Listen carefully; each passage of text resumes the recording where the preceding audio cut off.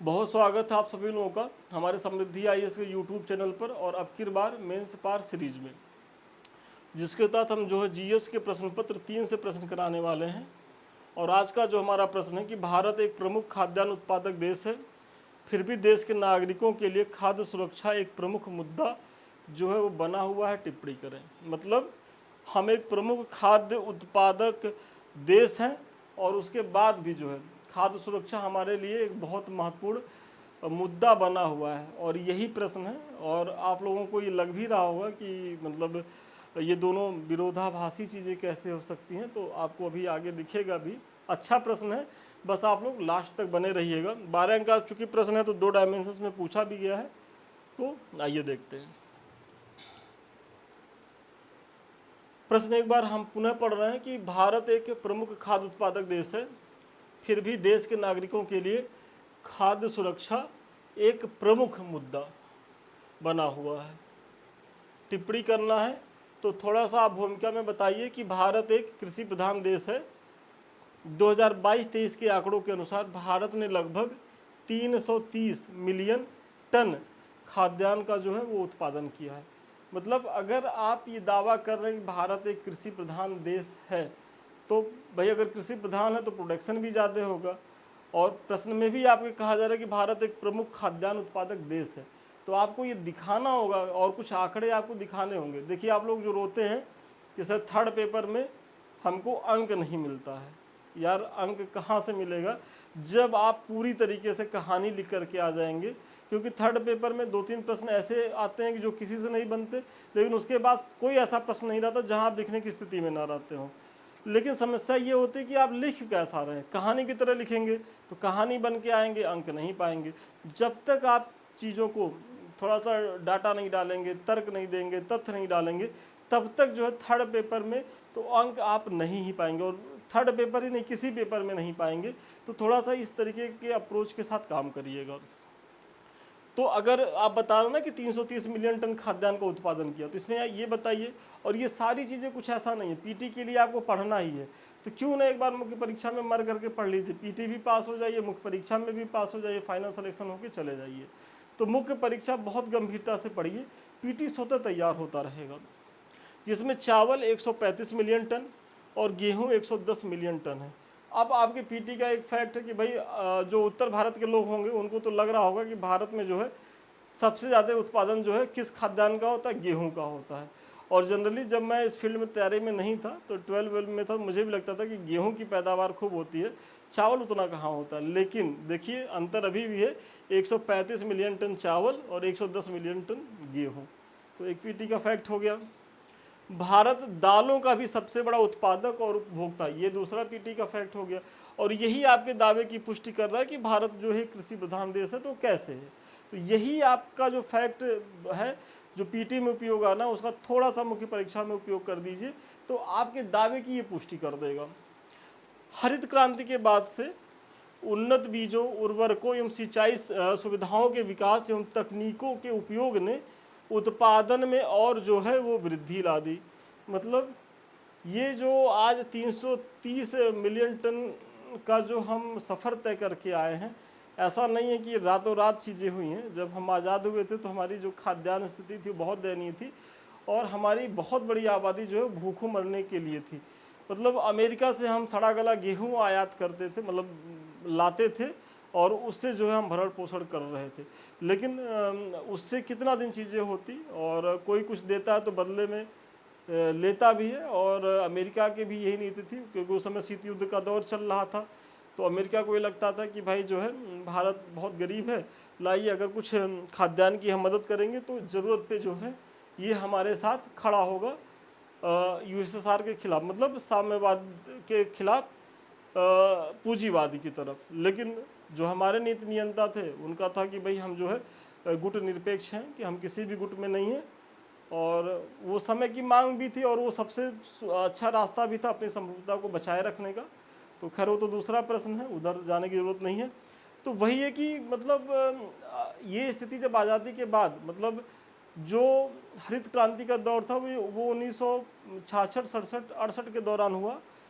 तो इस दौरान क्या है कि जो पश्चिमी उत्तर प्रदेश का क्षेत्र है, पंजाब का, हरियाणा का, यहाँ जो एक गेहूं और चावल के उत्पादन में इस क्रांति जो आई इसका प्रयोग किया गया, और उसके लाभ के बाद कमोबेश जो गति आई तो वो बढ़ती ही चली गई। और अब तो एक तरीके से देखा जाए तो हम खाद्यान्न जो है वो सरप्लस प्रोडक्शन कर रहे हैं, मतलब हम चाहें तो चीज़ों को निर्यात करें और निर्यात करते भी हैं। तो इसमें जो है यही आप बताइए कि हरित क्रांति की स्थिति क्या है। एफसीआई गोदाम में भी बफर स्टॉक की मात्रा आवश्यकता से अधिक है। मतलब आप जानते होंगे कि भाई जो एफसीआई गोदाम से वो जो सरकार के द्वारा संचालित होते हैं उसमें एक बफर स्टॉक रखा जाता है कि किसी कारणवश भाई अकाल पड़ गया, सूखा आ गया, कोई बात हुई तो कम से कम हमारी जो खाद्य सुरक्षा है वो 4 वर्षों तक उसको हम सुनिश्चित कर सके। तो वर्तमान में जो एफसीआई जो गोदाम है वो भी हमारे जो बफर स्टॉक की जो मानक है उससे भी ज़्यादा जो है वो खाद्यान्न संचित है उसमें। तो ये हमारे जो सरप्लस प्रोडक्शन को ही दिखा रहा है, आवश्यकता से अधिक है। फिर भी देश में खाद्य सुरक्षा एक प्रमुख मुद्दा बना हुआ है जिसके लिए निम्न कारण उत्तरदायी हैं। मतलब यहाँ आप, भारत एक प्रमुख खाद्यान्न उत्पादक देश है तो ये सब चीज़ें बता दिए, उसके बाद खाद्यान्न सुरक्षा को लेकर के स्थिति गंभीर है, आप जो है यहाँ उतर गए। अब हम इसकी पड़ताल करेंगे कि भाई इतना सब सरप्लस होने के बाद भी खाद्य सुरक्षा की स्थिति यदि गंभीर है तो उसके पीछे के उत्तरदायी कारण क्या है, और आपको भी अपने प्रश्न को इसी तरीके से तोड़ करके और इसी ऑर्डर में जो है उत्तर लिखना होगा। तो सबसे पहले कि भाई खाद्यान्न तो है, क्या क्रय शक्ति क्षमता है? मतलब आप बाजार जाइए और सारी चीज़ें, मतलब जितने भी लग्जरी उत्पाद हैं, रहन सहन, जो एक भव्य लाइफ स्टाइल के लिए महंगी महंगी गाड़ियाँ, सब कुछ हैं, लेकिन वो सब चीज़ें तो तभी आपकी होंगी जब आपके जेब में पैसा होगा। तो वही यहाँ कहा जा रहा है कि भाई ठीक है, दालें हैं, चावल है, गेहूँ है, सब्जियाँ हैं, फल फ्रूट सब हैं, उनको परचेज करने के लिए आपके पास पैसा है कि नहीं है। और इस स्थिति में जो है भारत की आधी आबादी से ज़्यादा लोग जो है वो मात खा जाते हैं क्योंकि उनके पास क्रय शक्ति क्षमता ही नहीं है कि ये जो खाद्यान्न है इनका जो है हम क्रय करके, मतलब खरीद करके उपभोग कर सकें। भारत में खाद्यान्न की उपलब्धता के बावजूद भी लाखों लोग ऐसे हैं जो इसे खरीदने में असमर्थ हैं। गरीबी एवं आय असमानता इसकी जो है प्रमुख वजह है।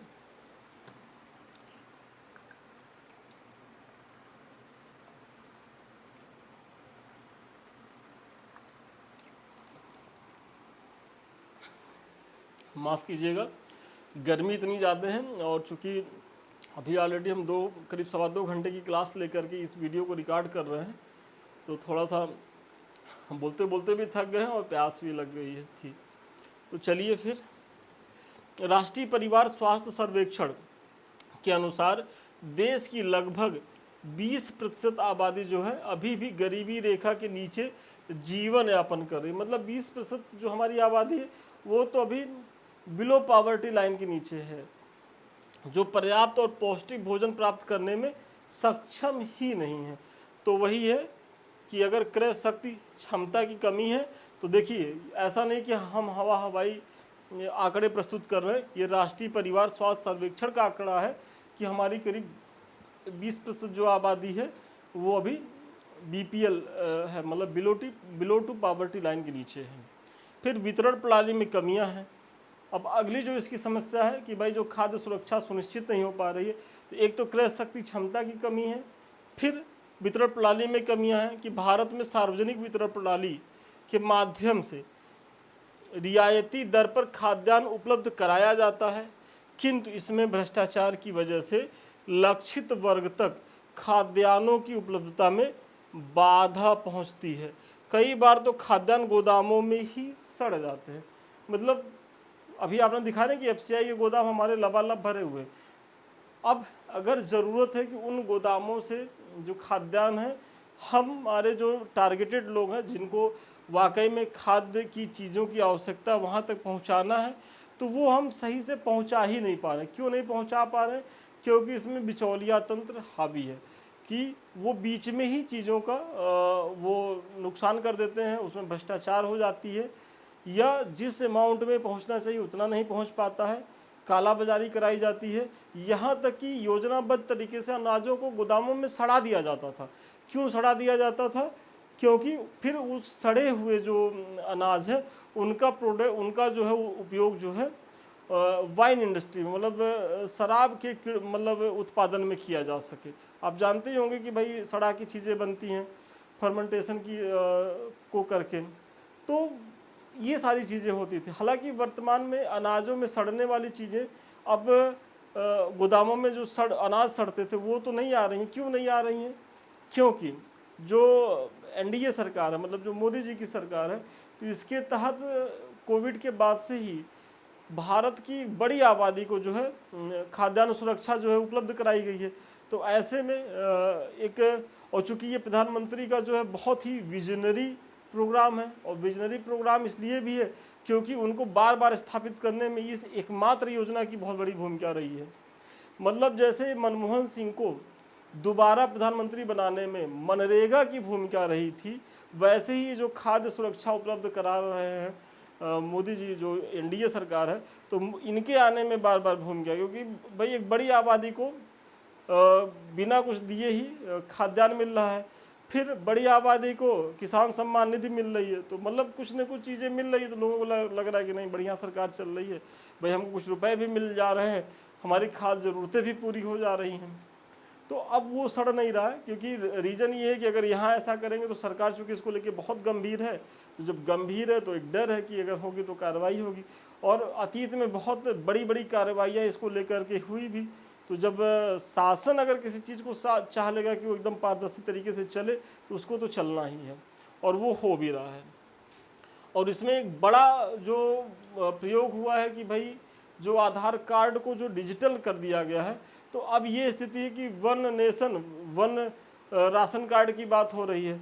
तो ऐसी स्थिति में क्या था कि जो पहले वाली स्थिति थी कि भाई जहाँ जिस ग्राम सभा का या जिस क्षेत्र में राशन कार्ड बना है, वहाँ उस व्यक्ति को सशरीर उपस्थित होकर के अपने राशन को लेना होता था, और अगर वो राशन नहीं लेता था तो उस राशन को कौन खा लेता था? जो कोटेदार होते थे या जो बिचौलिया वर्ग होता था। सरकार से तो वो रिलीज हो जाती थी, लेकिन वो बीच में जो है वो बिचौलियों के हत्थे चढ़ जाता था, इससे कोटेदार जो है माला माल हो जाते थे, या खाद्य जो रसद अधिकारी होते थे उनको लाभ मिलता था। अब सरकार क्या करी? कोई ज़रूरत नहीं। अगर पूर्वी उत्तर प्रदेश का कोई व्यक्ति रोजगार के सिलसिले में मुंबई में बैठा हुआ है, तो वो अपने हिस्से का राशन मुंबई की दुकान पे जाएगा, वहाँ अंगूठा लगाएगा और वहाँ से चीज़ें ले लेगा। तो मतलब ये कितना क्रांतिकारी कदम है। तो इससे क्या है कि भाई जो जहाँ है उसको वहीं उसकी आवश्यकता की पूर्ति हो जा रही है, और भ्रष्टाचार भी नहीं हो रहा है। तो ये स्थिति है। फिर पौष्टिक भोजन की कमी, मतलब खाद्य सुरक्षा में ये भी है कि ऐसा तो है नहीं कि आप कैलोरी युक्त या कार्बोहाइड्रेट युक्त खाना खा करके जीवित रह लीजिए, भाई उसमें प्रोटीन भी चाहिए। और खाद्य सुरक्षा के तहत आप देखेंगे कि भाई चावल गेहूं तो भर भर के चीज़ें उपलब्ध करा दी जा रही है, लेकिन जो पौष्टिक चीज़ें जैसे जिसमें दाल वाले हैं, तेल है, या जो डेयरी प्रोडक्ट्स हैं, वो नहीं मिल पा रहे हैं। और उनके नहीं मिल पाने के कारण होता क्या है कि हम जो है वो जीवन तो जी रहे, मतलब जीवित तो हैं, लेकिन पौष्टिक भोजन के अभाव में होता क्या है कि जो है भारत में जो महिलाएं हैं वो सबसे ज़्यादा एनीमिक है। साथ ही साथ आप देखेंगे कि यहाँ जो बच्चों में कुपोषण की चीज़ें हैं वो सबसे ज़्यादा हैं, बाल कुपोषण की जो दर है, तो उन स्थिति पे रोकथाम नहीं लग पा रहा है। और आप यहाँ बता भी रहे हैं कि ग्लोबल हंगर इंडेक्स 2024 में भारत 105वें स्थान पर था, जो कुपोषण एवं भूखमरी की गंभीर स्थिति को दर्शाता है। मतलब कि भारत में खाद्य सुरक्षा को लेकर के कितनी ज़्यादा भयावह स्थिति है कुपोषण की समस्या में, कि हम ग्लोबल हंगर इंडेक्स में वर्तमान में 105वें रैंक पे हैं। क्षेत्रीय असमानता अगर देखा जाए तो भारत में खाद्य सुरक्षा की स्थिति में क्षेत्रीय स्तर पर जो है वो भिन्नता है। जैसे पंजाब, हरियाणा, उत्तर प्रदेश जैसे राज्य खाद्यान्न उत्पादन में जहां अग्रणी हैं, वहीं बिहार, उड़ीसा और झारखंड जैसे राज्यों में गरीबी और खाद्य असुरक्षा की दर जो है वो अधिक है। मतलब कुछ ऐसे स्टेट है जहां सरप्लस प्रोडक्शन हो रहा है, जैसे बिहार हो गया, सॉरी उत्तर प्रदेश हो गया, पंजाब हो गया, हरियाणा हो गया। और वहीं अगर देखा जाए बिहार, झारखंड या अब जो पहाड़ी एरिया है वहाँ तो इस तरीके का हम उम्मीद ही नहीं कर सकते, लेकिन जो प्लेन एरिया है वो भी उस तरीके का प्रोडक्शन नहीं हो पाता जितना इन तीन चार स्टेटों में होता है, जैसे मध्य प्रदेश, उत्तर प्रदेश, हरियाणा, पंजाब, यहाँ जिस तरीके से चीज़ें होती हैं।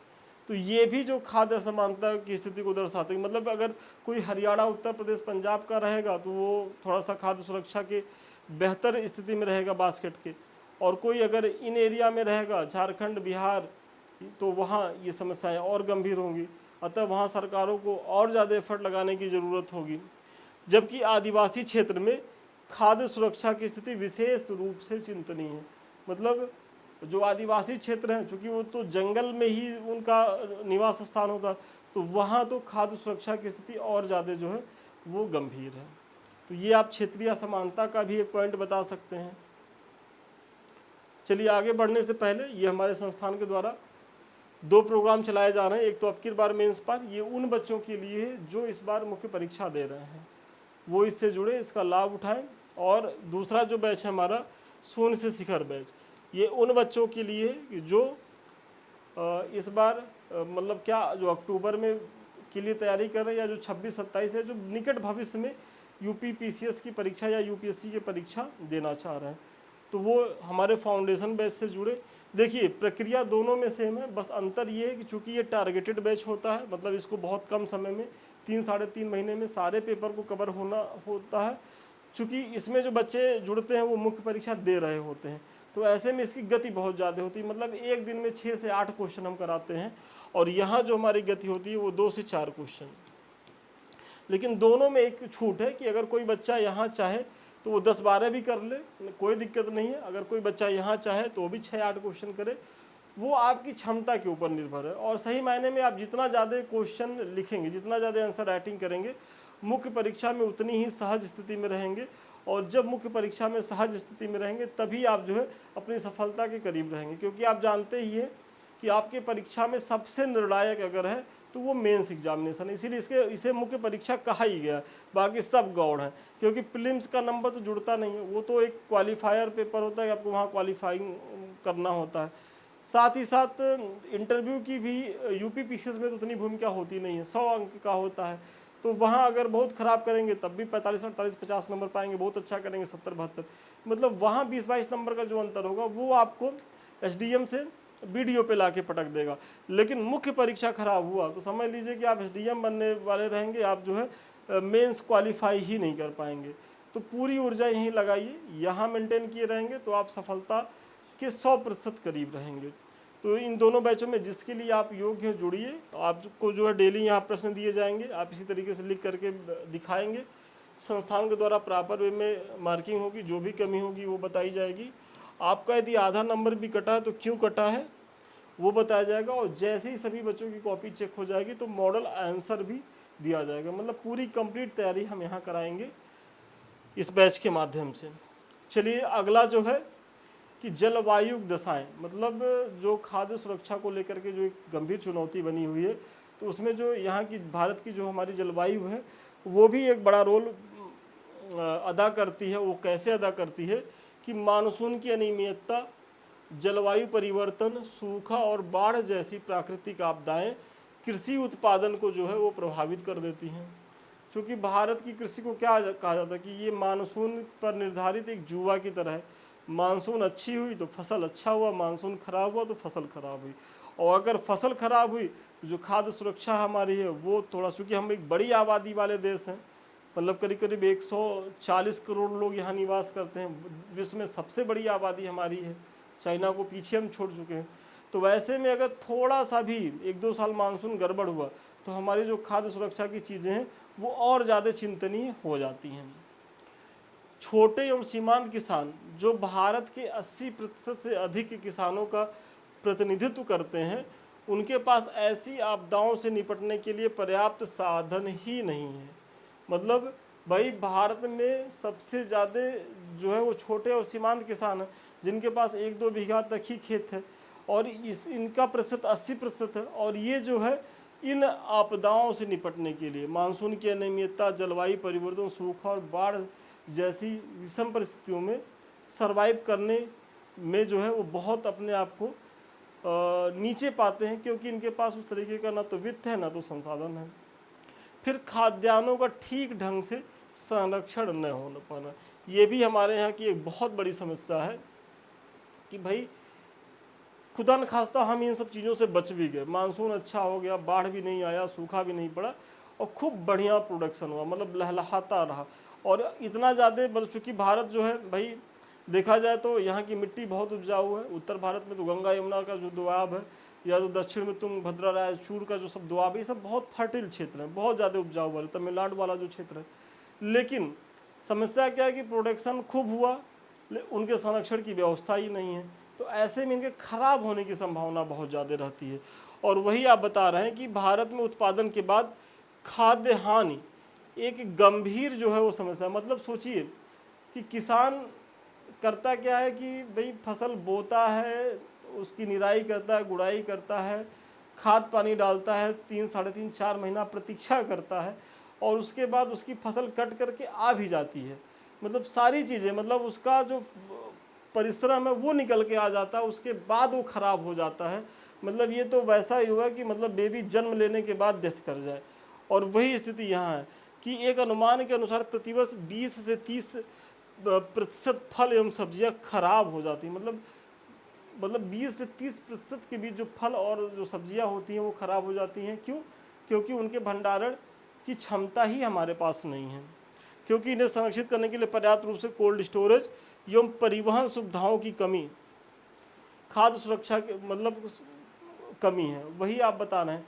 फिर खाद्य सुरक्षा के लिए सरकारी प्रयास, जो आपके प्रश्न का अगला प्रयास है। भाई ठीक है, अगर समस्या है तो अब इसकी सुरक्षा को मेंटेन करने के लिए सरकारें क्या कर रही हैं।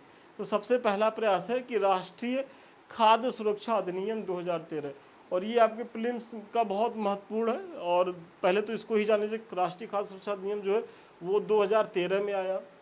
फिर इस अधिनियम के माध्यम से देश की 67% आबादी, ये डाटा याद रखिएगा, जिसमें से 50% शहरी है और 75% ग्रामीण आबादी है, को रियायती दर पर खाद्यान्न मतलब 5 किलोग्राम प्रति व्यक्ति प्रति माह प्रदान किया जाता है।